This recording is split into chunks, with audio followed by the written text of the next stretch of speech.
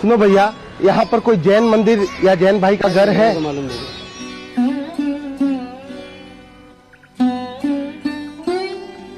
सुनो भैया, यहाँ पर कोई जैन मंदिर या जैन भाई का घर है?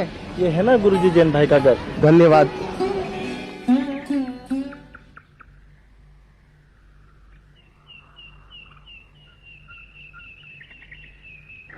सुनो राजन। हाँ बोलिए। मैं एक धर्म गुरु जैन यति हूँ। तो आपके सेठ जी घर में है? हाँ वो घर में है, मगर वो साधु संतों से नहीं मिलते। मगर क्यों राजन? उन्हें उनसे नफरत है। फिर भी एक बार अगर आप मुझे मिलवा देते तो बड़ी कृपा होती। अगर आप जिद कर ही रहे हैं तो रुकिए, मैं पूछ कर आता हूँ। धन्यवाद। फिर क्या हुआ? फिर चमकागी। सेठ जी बाहर एक जैन संत खड़े हैं जो आपसे मिलना चाहते हैं। कह दो मैं घर में नहीं हूँ। लेकिन मैंने तो कह दिया आप भीतर ही है। क्यों खोपड़ी खराब करता है रे? चल।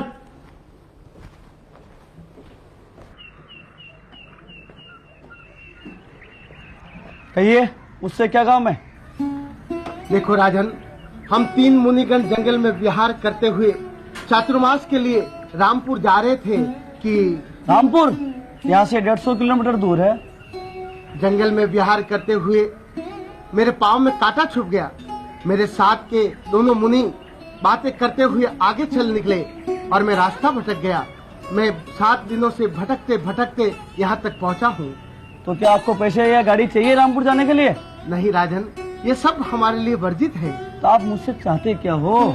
यदि आप मुझे आज्ञा दे तो मैं आपके घर पे चातुर्मास करना चाहता हूँ। देखिए, आप एक जैन यति है और आप तकलीफ में हैं, इसलिए इंसानियत के नाते मैं आपको मना नहीं कर सकता हूँ, मगर मेरी एक शर्त है। बोलो राजन। देखिए, आप मेरे जीने के तरीके में कभी दखल अंदाजी नहीं करेंगे और न ही मुझे कभी उपदेश देंगे। बोलो, मंजूर है?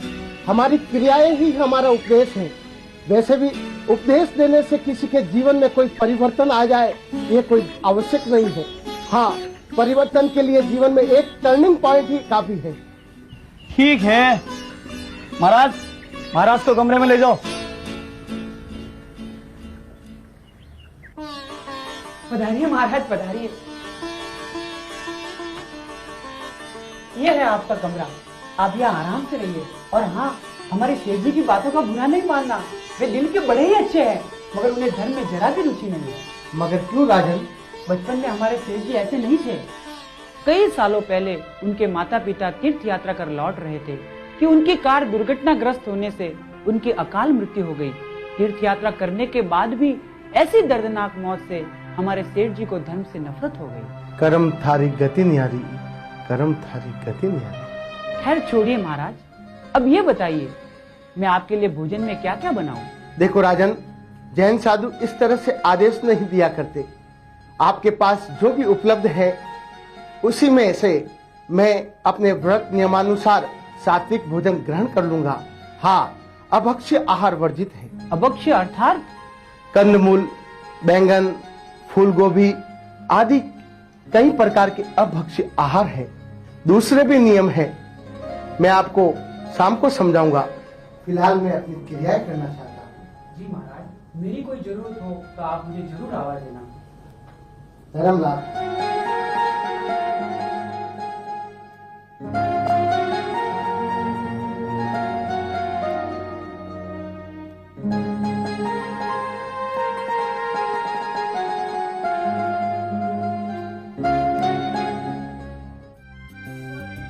मस्त तू चीज बड़ी है, मस्त मस्त। सेठ जी ये क्या कर रहे हैं आप? क्यों बे, क्या हुआ? महाराज ने संथारा कर लिया तो है। तूने क्यों करने दिया? क्या कर लिया? संथारा मतलब महाराज सो गए हैं। अच्छा अच्छा, संथारा। लगता है तुझे आज से उपदेश पिलाने शुरू कर दिए। अरे राम कह रहे, महाराज रोज इतनी जल्दी सो जाएंगे क्या? रोज का तो पता नहीं, पर आज उनका 8वां उपवास है ना, इसलिए शायद। 8वां क्यों? आज तो कुछ खाया होगा ना? घर में जो कुछ भी था सब उनके सामने रख लिया, मगर सिवाय गर्म पानी के उन्होंने कुछ नहीं लिया। कहीं वे सुबह की बातों से आपसे नाराज तो नहीं सेठ जी? सुबह मैं बात करूंगा, जा खाना लगा।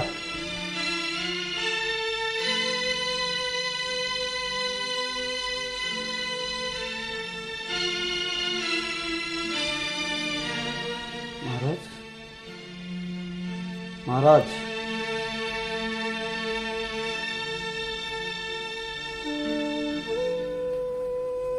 धर्मलाभ राजन। क्या बात है महाराज, कल से आपने कुछ खाया नहीं, नाराज हो गया?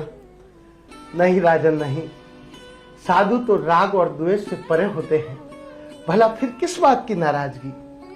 रही बात गोचरी की, तो उसका कारण यह है कि मैंने आजीवन एकाशना का नियम लिया है।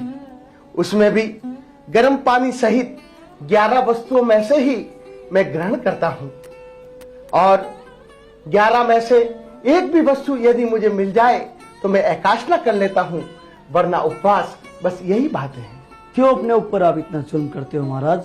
जिसे आप जुल्म कहते हैं राजन, उसे हम संयम कहते हैं। मोक्ष सुख प्राप्त करने के लिए वितराग परमात्माओं द्वारा बताया यह सिद्ध व उत्तम मार्ग है। जो सुख संसार में था उसे तो आपने त्याग दिया, और जो सुख आपने देखा ही नहीं उसकी कल्पना में ही इतने सारे दुख उठा रहे हो। मेरी तो समझ के बाहर है ये सब। राजन, संसार के सारे सुख तो असल में दुख के मुखौटे हैं, मगर आप तो समझना ही नहीं चाहते हैं, इसलिए आपकी समझ से बाहर है। यदि आप समझना चाहें तो हर प्रश्न का उत्तर भी है। आप भूल जाइए कि मैं कभी व्रत नियम वगैरह लूंगा। मैं इन वैध बातों को नहीं मानता। कंदमूल मत खाओ, उपवास करो, ये सब फिजूल की बातें हैं। ये बातें कहीं और सुनने नहीं मिलती। आप नहीं मानेंगे क्योंकि आपकी आंखों पर तो अज्ञानता का पर्दा है। यदि विज्ञान ये सच साबित कर दे तो आप बिना किसी तर्क वितर्क करके आंखें मूंद कर इस बात को मान लेंगे, मगर केवल ज्ञानी भगवंतों के वचनों को आप रूढ़िवादी और ढकोसला करार देंगे। यदि डॉक्टर आपको कहे कि आलू मत खाइए, उससे गैस हो जाती है, यदि डॉक्टर आपको कहे कि मोटापा घटाने के लिए आप उबाला हुआ खाइए, घी और तेल का त्याग कर दीजिए, तो आप कर लेंगे, मगर वर्ष में 2 बार आप एम्बिल करने की जहमत नहीं उठाएंगे। यदि डॉक्टर आपको कहे कि सारी बीमारियों से बचने के लिए उबाला हुआ पानी पीजिए, तो आप पिएंगे, मगर जीव हिंसा से बचने के लिए आप ऐसा कर्म नहीं करेंगे। यदि डॉक्टर आपको कहे कि नंगे पांव मॉर्निंग वॉक के लिए जाइए, तो आप जाएंगे, मगर नंगे पांव किसी मंदिर में जाकर परमात्मा की पूजा करने का कष्ट नहीं करेंगे। यदि डॉक्टर आपको कहे कि शरीर की तंत्र क्रिया को आराम देने के लिए कुछ भी मत खाइए या थोड़ा कम खाइए, तो आप मान जाएंगे, मगर अपनी आत्मा के कल्याण के लिए एक एकाशना या एक उपवास नहीं करेंगे। देखो राजन, जैन धर्म भी एक विज्ञान है। हमारे तीर्थंकरों ने किसी प्रयोगशाला में बैठकर माइक्रोस्कोप से परीक्षण नहीं किए, बल्कि उन्होंने स्वयं अपने पर प्रयोग किए, आत्म मंथन किया, चिंतन किया, और अपनी केवल ज्ञानी नजरों से शरीर, आत्मा और समाज को कुछ नया विषय दिया, कुछ नई बातें दी, जो आज जन जन के लिए कल्याणकारी साबित हो रही है। आज विदेशों में जैन तत्व ज्ञान में मौजूद फिजिक्स, ज्योग्राफी, एस्ट्रोनॉमी, बायोलॉजी व गणित आदि कई विषयों पर शोध करके विज्ञान ने कई बातें साबित भी कर ली है। कई विदेशी छात्र जैनोलॉजी पर पीएचडी की डिग्रियां लेने कतार में खड़े हैं, मगर आपने कितनी सहजता से कह दिया कि मैं इसे नहीं मानता, ये सब व्यर्थ है।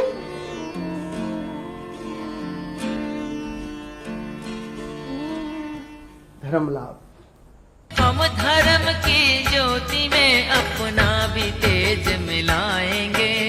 वीर की वाणी का अमृत जन जन को पिलाएंगे। जन्मों से जैनों को हम कर्मों से जैन बनाएंगे। कर्मों से जैन बनाएंगे। हीरे को पत्थर समझ कर खुद को ही धोखा दिया। खुद को ही धोखा दिया। अपने हित की बात को भी झूठे मद में उड़ा दिया। झूठे मद में उड़ा दिया। गैर भी झुकते हैं अपने धर्म में वो प्रभाव है। धर्म में वो प्रभाव है। पट्टी बांधी झूठी जिद की आंखों पे पर्दा किया। ऐसे बोले भटकों को हम आए दिखलाएंगे। वीर की वाणी का अमृत जन जन को पिलाएंगे।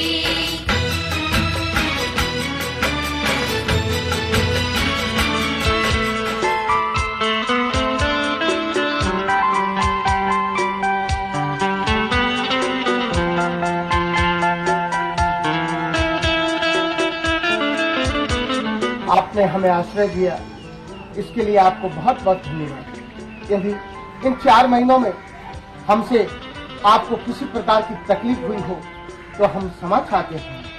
मुझसे भी कोई गलती हुई हो महाराज तो मुझे भी क्षमा कर दो महाराज। धर्मलाभ, मुझे भी क्षमा करना महाराज। धर्मलाभ। देखो राजन, इन 4 महीनों में मैंने आपको कोई उपदेश नहीं दिया। यदि आप कुछ सुनना चाहते हैं तो जाते जाते मैं आपको कुछ कहना चाहता हूँ। ठीक है। कहिए। देखो राजन, मानव भाव बहुत दुर्लभ है, उसमें भी जैन कुल तो लाखों में एक को मिलता है। एक बार, बस एक बार अपनी आत्मा की गहराई में जाकर सोचो कि आपकी अपनी मान्यताएं क्या है और केवल ज्ञानियों की मान्यताएं क्या है। जिस दिन इस बात को तुम सोच लोगे, सचमुच में आप अपने जीवन को सार्थक कर दोगे। ठीक है, सोचूंगा महाराज। काम प्यारे, महाराज को अगले गांव तक छोड़ के आओ। धर्म लाभ।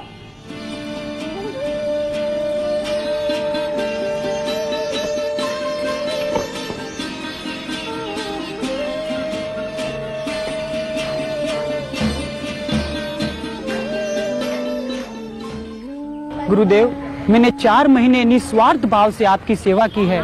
कृपया जाते समय मुझे कुछ ऐसा दे जाइए जो आपकी याद बनकर हमेशा मेरे पास रहे।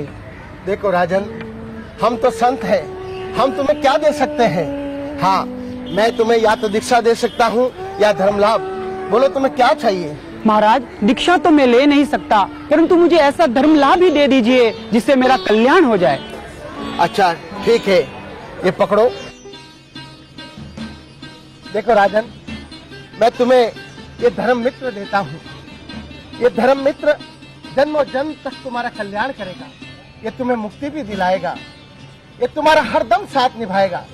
परंतु इस धर्म मित्र का क्या तुम साथ निभा पाओगे या बीच में ही छोड़ दोगे। गुरुदेव, आप मुझे इतनी बड़ी चीज दे रहे हैं। कल ही मैंने लॉटरी की टिकट खरीदी थी। आपके चरणों की सौगंध गुरुदेव, अब मैं कभी लॉटरी की टिकट नहीं खरीदूंगा, बल्कि अपने पुरुषार्थ पर ही भरोसा करूंगा। धर्म लाभ, तुम्हारा कल्याण हो। अब मैं विहार करता हूँ। चैया चैया चैया चैया चल, चैया चैया चैया चैया, ये चैया चैया चैया चल। मेरी लॉटरी लग गई सर जी, मेरी लॉटरी लग गई, मेरी लॉटरी लग गई, मेरी लॉटरी लग गई, मेरी लॉटरी लग गई सर जी, मेरी लॉटरी लग गई, मेरी लॉटरी लग गई सर जी। पागल हो गया, क्यों चिल्ला रहा है? सर जी, मेरी लॉटरी लग गई, अब मैं करोड़पति बन गया। सच? मुझे तो विश्वास नहीं हो रहा है। मुझे भी विश्वास नहीं हो रहा, आश्चर्य हो रहा है। लगता है महाराज के मंत्र ने अपना प्रभाव दिखाई दिया। मंत्र का? अरे कौन से मंत्र का? महाराज ने जाते समय मुझे एक कल्याणकारी मंत्र दिया था, इसी का। महाराज को आश्रय मैंने दिया, खाने पीने आदि का इंतजाम मैंने किया, और मंत्र देगे वो तुझको। सुना कौन सा मंत्र वो? ये लो। नमो हरिहंतानम। अरे पगले, ये तो अधूरा है। मैं तो कोई दूसरा मंत्र समझा था, और ये तो मुझे पूरा आता है। ले सुन। नमो हरिहंतानम, नमो सिद्धानम, नमो आर्यानम, नमो उज्जायनम, नमो लोय सवसावनम, ऐसो पंचन नमुक्कारो सव पाव पनासनो, मंगलानम च सर्वे सिंह परमम हवै मंगलम। अरे वाह सेठ जी, आपको तो पूरा मंत्र याद है, मगर क्या फायदा। सेठ जी, अब तो जागिए, अब तो सुधरिए और सोचिए कि ये घटना किस ओर इशारा कर रही है। सोचिए कि जब जैन धर्म की इस एक पंक्ति में इतनी बड़ी शक्ति है, तो संपूर्ण जैन धर्म की महिमा क्या होगी। सेठ जी, अब तो यथार्थ को स्वीकार कीजिए। ए चल चल, तुम मुझे जैन धर्म मत समझा, मैं तो जन्म से जैन हूँ। सेठ जी, आप खुद को जैन कहते हैं, कहाँ था आपका जैनत्व। जब आपने एक जैन संत का तिरस्कार कर उन्हें अपनी शर्तों पर आश्रय दिया और उनके उपदेशों की खिल्ली उड़ाई? कहाँ था आपका जैनत्व जब गांव के अजैन लोग उस महापुरुष को वंदन कर रहे थे, व्रत नियम ले रहे थे, मगर आपने उनको हाथ तक नहीं जोड़े? कहाँ था आपका जैनत्व जब आप अपने तरीके से जी रहे थे? सेठ जी, जन्म से नहीं, जैन तो कर्मों से बनना पड़ता है। आपको पूरा मंत्र याद है ना? तो क्या आपने मुझसे कोई प्रतिस्पर्धा जीत ली? आपने तो सिर्फ तोता रट कर रखी थी, उस मंत्र का आत्मसात कभी किया ही नहीं।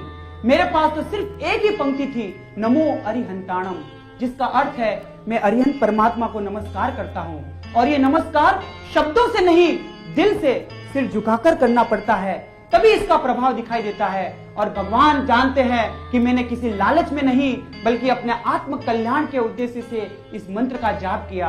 और इसीलिए ये मंत्र अब मेरी परीक्षा भी ले रहा है कि मैं धन लाभ और धर्म लाभ में से किसे चुनता हूँ।